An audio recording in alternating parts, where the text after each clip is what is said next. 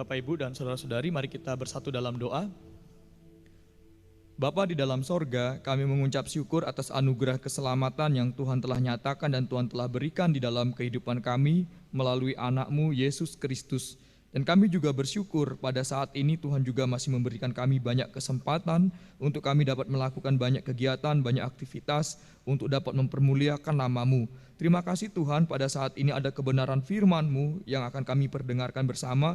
Kiranya melalui firman Tuhan Engkau terus memberikan kekuatan bagi kami sehingga kami terus memiliki kekuatan untuk menghadapi tantangan-tantangan kehidupan yang saat ini kami rasakan. Biarlah kekuatan dari firman-Mu memampukan kami untuk kami terus berpikir dan kami boleh menemukan jalan keluar dan hikmat daripada-Mu. Terpujilah Engkau Allah yang hidup, dalam nama Tuhan Yesus kami sudah berdoa. Amin. Bapak, Ibu, dan saudara-saudari, saya mengajak untuk kita bersama-sama membuka Alkitab. Mari kita membuka Alkitab dari Mazmur pasal 137 ayat 1 sampai 9. Saya akan membacakan untuk Bapak, Ibu, dan saudara-saudari sekalian. Mazmur pasal 137 ayat 1 sampai 9. Di tepi sungai-sungai Babel. Di tepi sungai-sungai Babel, di sanalah kita duduk sambil menangis apabila kita mengingat Sion. Pada pohon-pohon gandarusa di tempat itu kita menggantungkan kecapi kita. Sebab di sanalah orang-orang yang menawan kita meminta kepada kita memperdengarkan nyanyian, dan orang-orang yang menyiksa kita meminta nyanyian sukacita. Nyanyikanlah bagi kami nyanyian dari Sion. Bagaimanakah kita menyanyikan nyanyian Tuhan di negeri asing? Jika aku melupakan engkau, hai Yerusalem, biarlah menjadi kering tangan kananku. Biarlah lidahku melekat pada langit-langitku. Jika aku tidak mengingat engkau, jika aku tidak jadikan Yerusalem puncak sukacitaku. Ingatlah ya Tuhan kepada Bani Edom, yang pada hari pemusnahan Yerusalem mengatakan, runtuhkan, runtuhkan sampai ke dasarnya. Hai putri Babel yang suka melakukan kekerasan, berbahagialah orang yang membalas kepadamu perbuatan-perbuatan yang kau lakukan kepada kami. Berbahagialah orang yang menangkap dan memecahkan anak-anakmu pada bukit batu. Pada pagi hari ini, saya mengajak Bapak, Ibu, dan saudara-saudari untuk merenungkan firman Tuhan dengan satu tema, yaitu mengingat Tuhan dalam tekanan hidup. Nah, Bapak, Ibu, dan saudara-saudari, idealnya kita sebagai orang percaya harus selalu mengingat Tuhan, apapun kondisi yang kita alami. Tetapi terkadang kondisi yang ideal ini tidak serta-merta bisa kita dapatkan.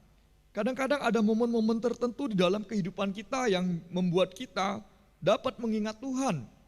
Nah, apakah itu momen kita bahagia ataupun pada saat kita momen sedang mengalami sebuah tekanan. Pada saat ini kita akan belajar bersama bagaimana seorang pemazmur tetap berkomitmen untuk mengingat Tuhan pada saat dia sedang merasakan sebuah tekanan hidup. Ayat 5 dan 6 di sana menunjukkan sebuah komitmen dari pemazmur. Pemazmur berkomitmen akan tetap mengingat Tuhan. Di situ ada dua kata yang kita bisa garis bawahi, di mana dikatakan oleh pemazmur bahwa jika aku melupakan engkau. Lalu ayat yang ke-6, jika aku tidak mengingat engkau. Dua kata ini menunjukkan sebuah komitmen dari pemazmur, ingin tetap mengingat Tuhan. Menjadi pertanyaan, bagaimana kondisi pemazmur ketika dia ingin mengingat Tuhan, ingin menunjukkan komitmen mengingat Tuhan? Kondisi pemazmur dalam teks firman Tuhan ini, yaitu dia sedang ada dalam tekanan.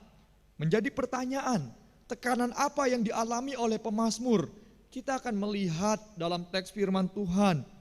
Tekanan yang dirasakan oleh pemazmur ialah yang pertama, tekanan dari kerajaan Babel. Apa hubungannya kerajaan Babel dengan kehidupan pemazmur? Mazmur ini ditulis kurang lebih ketika umat Israel sudah keluar dari tanah perbudakan, dari tanah pembuangan di Babel pada tahun 539 sebelum Masehi. Pada waktu pemazmur keluar dari tanah pembuangan, dia merefleksikan kembali, mengingat kembali bagaimana tekanan-tekanan yang dialami oleh umat Israel selama mereka berada di Babel. Nah, kalau kita melihat dalam teks firman Tuhan, dalam sejarah kehidupan umat Israel, Kerajaan Babel adalah sebuah kerajaan yang pada tahun 612 sebelum Masehi mereka hadir dengan kekuatan yang luar biasa dan mereka berhasil menaklukkan, mengalahkan kerajaan Asyur. Sehingga pada waktu itu ekspansi militer kerajaan Babel begitu meluas. Pada tahun 605 kerajaan Babel berhasil menjatuhkan kekuasaan Mesir pada perang di Karkemis. Dampak dari kekalahan Mesir tersebut dan perang di Karkemis, akhirnya di situ diteruskan kepada penyerang ekspansi oleh Babel kepada kerajaan Yehuda. Dan itu terjadi pada tahun 605. Disinilah kita bisa melihat bagaimana tekanan yang dialami oleh umat Israel.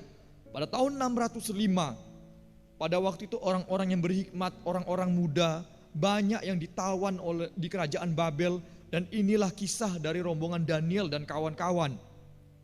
Tidak sampai di sana. Pada tahun 597 tekanan ini kembali berlanjut. Tekanan yang dilakukan oleh kerajaan Babel ialah menawan kurang lebih 18.000 umat Israel. 18.000 orang ditawan di dalam kerajaan Babel. Pada waktu itulah kondisi ini merupakan kondisi yang sangat sulit di dalam kerajaan Israel. Ini adalah tekanan-tekanan yang sangat berat secara politis maupun secara teritorial. Tapi tidak cukup sampai di sana. Tekanan-tekanan dari kerajaan Babel terus terjadi dalam kehidupan kerajaan Israel pada waktu itu. Dan puncaknya pada tahun 586 sebelum Masehi, kerajaan Babel kembali menawan, dan sekali ini yang ditawan ialah semua para penguasa-penguasa di Israel. Para bangsawan dibawa ke kerajaan Babel. Tapi bukan hanya itu saja. Bait suci pun mengalami penghancuran, mengalami pengerusakan oleh kerajaan Babel. Kondisi-kondisi demikian menciptakan suatu tekanan-tekanan yang sangat luar biasa dalam kehidupan umat Israel. Secara politis mereka tertekan, dan secara teritorial mereka juga tertekan. Mereka pun juga mengalami masa-masa pembuangan. Apa yang pernah terjadi dalam kehidupan sejarah nenek moyang mereka di Mesir, mereka pernah diperbudak, sekarang mereka harus mengalami kembali dan mereka harus dibuang ke Babel. Ini tekanan-tekanan yang sangat sulit dirasakan oleh umat Israel pada waktu itu. Dan kita bisa melihat di tengah tekanan-tekanan yang sedang mereka rasakan, ternyata dari pihak kerajaan Babel, para orang-orang yang menawan mereka bukan saja memberikan tekanan-tekanan secara mental kepada mereka, tetapi secara spiritual itu pun terjadi. Kita bisa melihat dari ayat yang pertama sampai ayat yang ketiga, di sana memperlihatkan bagaimana para penawan meminta umat Israel yang sedang ada dalam tekanan supaya mereka menyanyikan pujian-pujian yang biasa mereka nyanyikan di Yerusalem. Kondisi ini menimbulkan satu dilematis dalam kehidupan umat Israel yang sedang ada di Babel pada waktu itu. Mengapa? Karena pujian-pujian yang seharusnya seidealnya itu disampaikan, dinyanyikan di Yerusalem, di bait suci, dan itu sifatnya yaitu kudus, tapi mereka diminta untuk menyanyikan pujian-pujian tersebut di Babel. Tidak pada tempatnya, tidak pada porsinya. Sehingga hal demikian membuat umat Israel akhirnya para pemazmur mengatakan, lebih baik kami menggantungkan kecapi kami di pohon gandarusa daripada kami harus menyanyikan pujian-pujian yang harusnya pujian ini dinyanyikan di Yerusalem. Kami tidak mau menyanyikan pujian ini di Babel. Dan mereka pun juga berkata, daripada kami menyanyikan pujian-pujian ini di Babel dan sehingga kami mencemari kekudusan nama Tuhan, maka mereka pun juga berkata, biarlah karunia kami memainkan musik diambil oleh Tuhan. Bahkan biarkanlah Tuhan membuat langit-langit lidah kami melekat, sehingga kalau kita bayangkan, kalau lidah kita melekat pada langit-langit kita, apa yang terjadi? Kita sulit untuk berbicara. Maka pemazmur mengatakan, tekanan yang begitu berat ini, akhirnya mereka sikapi, kami tidak akan mencemari kekudusan nama Tuhan. Kami tidak akan menyanyikan puji-pujian di Babel. Biarlah karunia bermain kecapi kami diambil oleh Tuhan. Dan biarlah mulut kami pun juga terdiam, tidak bisa berbicara daripada kami mencemari kekudusan nama Tuhan. Ini tekanan yang terjadi dari kerajaan Babel. Tapi bukan hanya itu saja Bapak, Ibu, dan saudara-saudari. Kalau kita membaca Alkitab ini, tekanan yang kedua yang dialami oleh umat Israel ialah tekanan dari saudara mereka sendiri. Kita bisa melihat di ayat yang ke-7 Di sana dikatakan, ingatlah ya Tuhan kepada Bani Edom. Siapa Bani Edom? Kalau kita telusuri sejarah, Bani Edom ini adalah keturunan dari Esau. Kalau kita melihat, Esau mempunyai saudara kembar yaitu Yakub. Yakub dan Esau. Nah, anak dari Ishak ini, di mana Yakub akhirnya keturunannya menjadi bangsa Israel. Dan Esau keturunannya menjadi bangsa Edom. Mereka bersaudara. Memang pernah terjadi konflik dalam kehidupan mereka, tapi mereka pernah berdamai. Tapi yang menjadi masalah ialah bagaimana keturunan-keturunan dari Esau yaitu bangsa Edom ketika melihat saudara-saudara mereka Israel, secara khusus orang-orang di Israel Selatan mengalami pembuangan oleh kerajaan Babel. Mereka melihat, bukannya mereka prihatin, mereka melihat, bukannya mereka sedih, mereka melihat pembuangan tersebut, mereka melihat tekanan-tekanan tersebut, tapi justru mereka malah melakukan intimidasi. Mereka justru bukannya memotivasi, menguatkan, tapi mereka malah menjatuhkan. Sehingga kita bisa melihat di ayat yang ke-7 dikatakan oleh orang-orang Edom kepada Israel pada waktu itu, runtuhkan, runtuhkan sampai ke dasarnya. Saudara, yaitu bangsa Edom, justru malah mengatakan kepada saudara mereka yaitu bangsa Israel, supaya Babel justru malah makin meruntuhkan sampai ke dasarnya. Nah, inilah tekanan-tekanan yang terjadi. Kerajaan Babel yang tidak mengenal Tuhan memberikan tekanan kepada umat Israel, tapi saudara mereka, bangsa Edom, memberikan tekanan juga. Mereka tidak memotivasi. Dalam kehidupan kita, mungkin kita pernah mengalami hal-hal demikian. Tak kalah mungkin kita sedang mengalami sebuah problematika, kita mengalami sebuah tekanan-tekanan, kita mengalami impitan. Justru malah saudara-saudara kita malah tidak memotivasi, kita tidak mendapatkan dukungan, justru kita malah mendapatkan caci maki. Bahkan kita pun juga semakin ditindas dan diintimidasi. Kondisi-kondisi demikian Bapak, Ibu dan saudara-saudari adalah hal yang sulit. Tapi menjadi pertanyaan, bisakah kita mengingat Tuhan dalam tekanan hidup yang demikian? Bisakah kita mengingat Tuhan di dalam kondisi sulit yang demikian? Seperti apa yang dirasakan oleh pemazmur. Tekanan-tekanan yang tidak mudah dialami pada saat ini. Nah, Bapak, Ibu dan saudara-saudari, melalui firman Tuhan ini, kita belajar bersama bahwa di dalam kehidupan kita sebagai manusia tidak akan lepas dari yang namanya tekanan-tekanan. Sebagai manusia kita tidak akan lepas dari yang namanya himpitan-himpitan kehidupan. Tidak serta-merta dalam kehidupan kita sebagai manusia berjalan dengan mulus. Usaha kita kadang-kadang bisa mengalami kegagalan. Bahkan mungkin kegagalan tersebut oleh karena persaingan dari pihak lain membuat kita mengalami tekanan hidup. Tak kalah kita mungkin sedang mengalami impitan, kita mungkin sedang mengalami rasa sakit oleh karena orang-orang yang membuat kita tertekan secara batin. Saudara-saudara kita meninggalkan kita, saudara-saudara kita tidak mendukung kita. Ini hal yang sulit yang dirasakan oleh pemazmur. Tetapi melalui firman Tuhan pada saat ini, kita belajar bersama bagaimana pemazmur tetap berkomitmen mengingat Tuhan dalam tekanan hidupnya. Tidak melupakan Tuhan di saat tekanan itu menghimpit batinnya. Tetap mengingat Tuhan tak kala mungkin pikiran kita yang terbatas untuk menganalisa, untuk mencari jalan keluar, untuk memecahkan masalah-masalah kehidupan terbatas. Maka dengan demikian kita juga belajar bersama. Mengingat Tuhan dalam tekanan bukanlah perkara yang mudah juga Bapak Ibu. Tetapi melalui firman Tuhan ini kita belajar sama seperti Ayub. Ayub juga pernah mengalami tekanan hidup.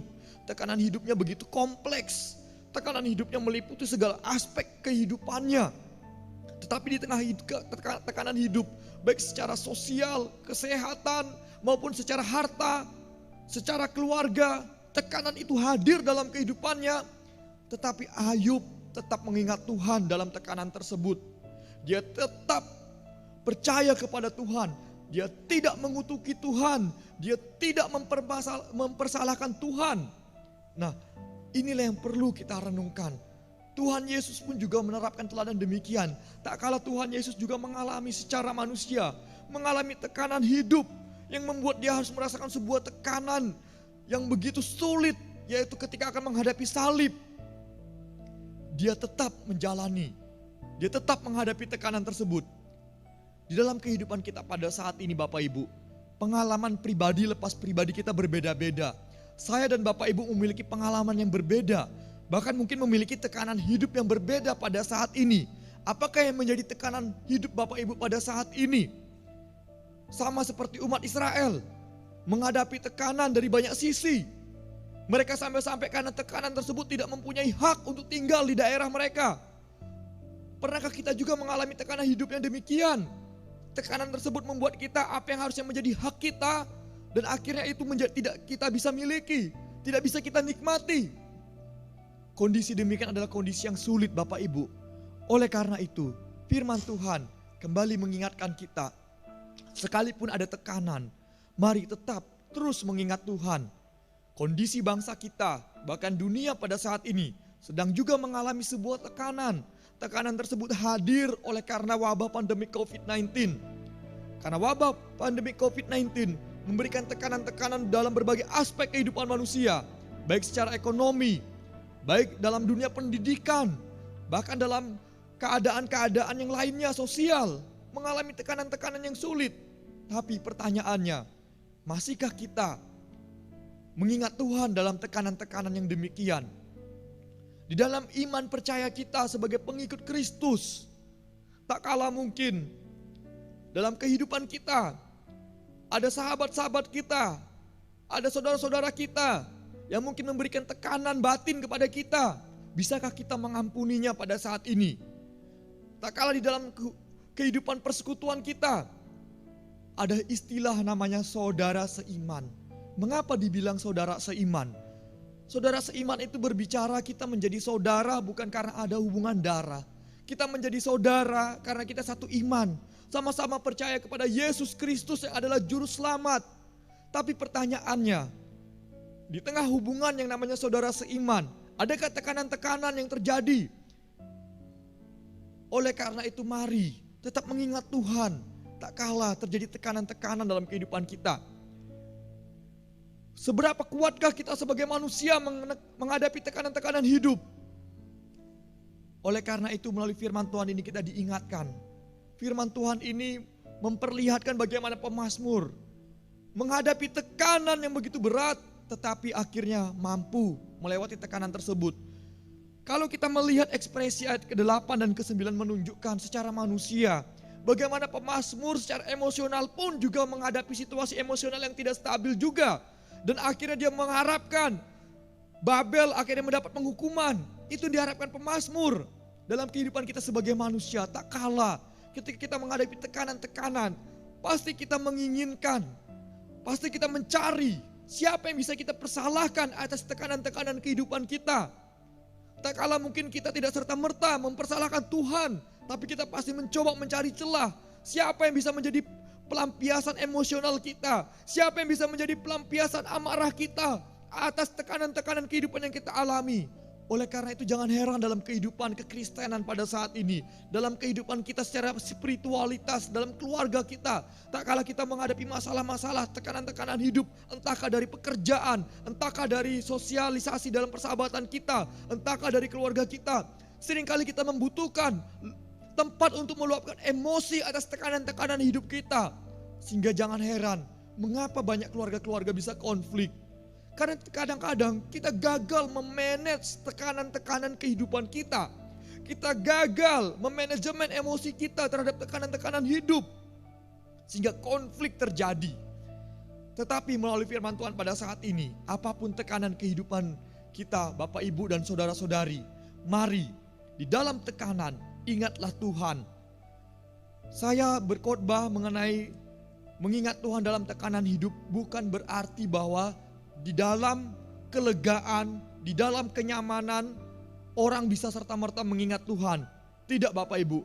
Kalau kita mencatat sejarah bangsa Israel dan mempelajari sejarah bangsa Israel dalam kitab Mazmur ini, sebelum mereka dibuang ke Babel, mereka sempat merasakan sebuah kelegaan, mereka sempat merasakan sebuah kebebasan, di mana pada waktu itu ada kerajaan Asyur yang ingin menyerang Yehuda. Tetapi apa yang terjadi? Tuhan mengirimkan malaikat sehingga pada waktu itu Raja Asyur yang dipimpin oleh Sanherib dan pasukan-pasukannya, dan akhirnya mereka dihajar oleh malaikat Tuhan dan mereka kembali ke kerajaan mereka dan Yehuda bebas. Di dalam kebebasan, di dalam kelegaan, di dalam kemenangan yang dirasakan umat Israel pada waktu itu, justru mereka malah tetap melupakan Tuhan. Mereka gagal mengingat Tuhan. Itu artinya apa Bapak Ibu? Dalam kehidupan kita, manakah yang menjadi poin perlu kita koreksi dalam kehidupan kita? Apakah tekanan hidup yang membuat kita gagal mengingat Tuhan? Atau juga kelegaan hidup yang membuat kita gagal mengingat Tuhan? Di antara keduanya, mari kita koreksi diri kita.